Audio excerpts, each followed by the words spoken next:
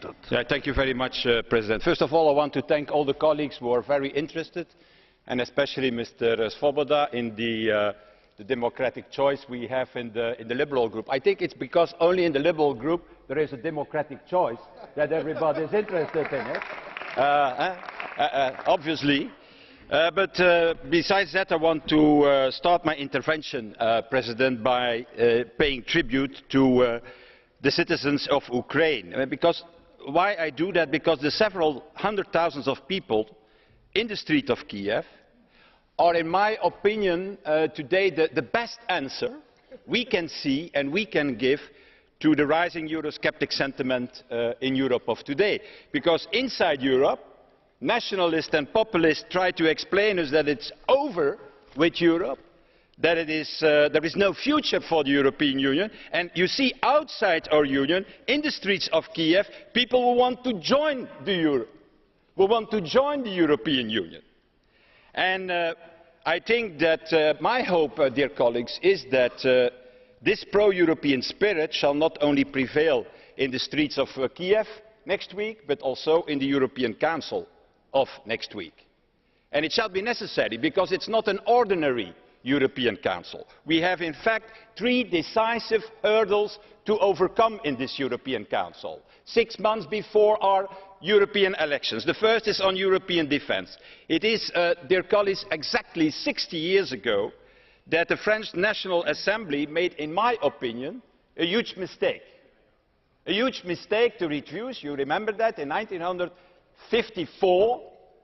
I was just born 1 year, so I don't remember myself. But in any way, that the French National Assembly refused the European defence community. And nevertheless, we see, if you do a poll in Europe, that in all the member states of the European Union, the public opinion is in favour of European defence. A majority in favour of European defence, even in the UK, in the United Kingdom. If there is one issue in the UK that I think we have to do together, it's about European defence. And I know some were laughing 10 years ago when, in the aftermath of the Iraq war, we organised with France and with Germany what they have called afterwards the Chocolate Summit. And the idea at that moment was to build up on European defence based on the Saint-Malo agreement between France and Great Britain.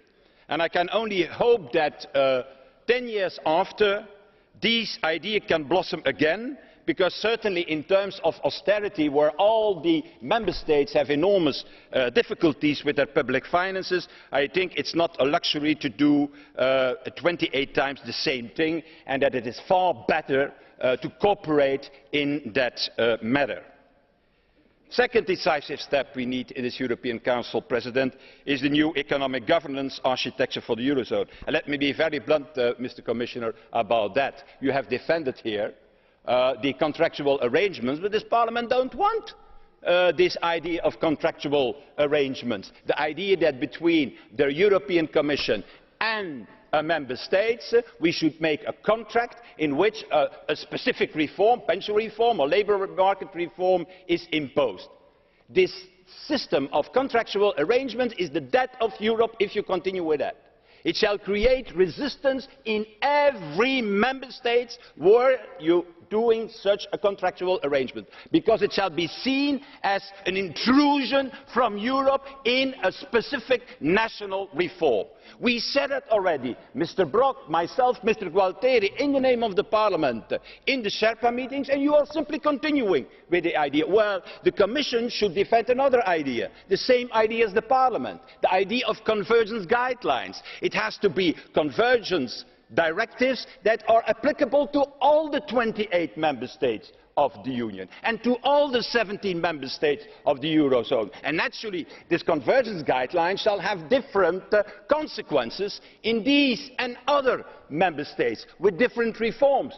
But please stop with this idea of contractual arrangements. It gives the impression that the European Union, and specifically the Commission and Europe, is in fact intervening and imposing a special national reform, while it is still the member states who are responsible for that. And then finally, Mr. President, my third point, the banking union.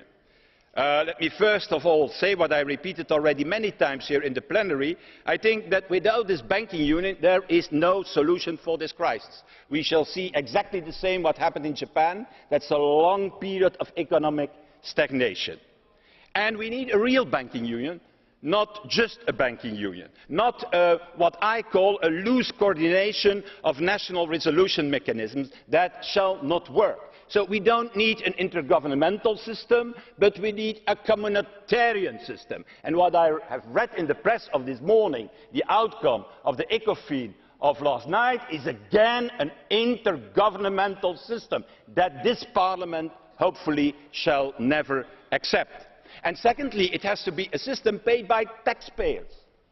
Not by taxpayers, paid by the banks themselves. Because if it is again a system as we got in the past, it shall be taxpayers again who are paying the bill. So banks have to pay based on their risk profiles.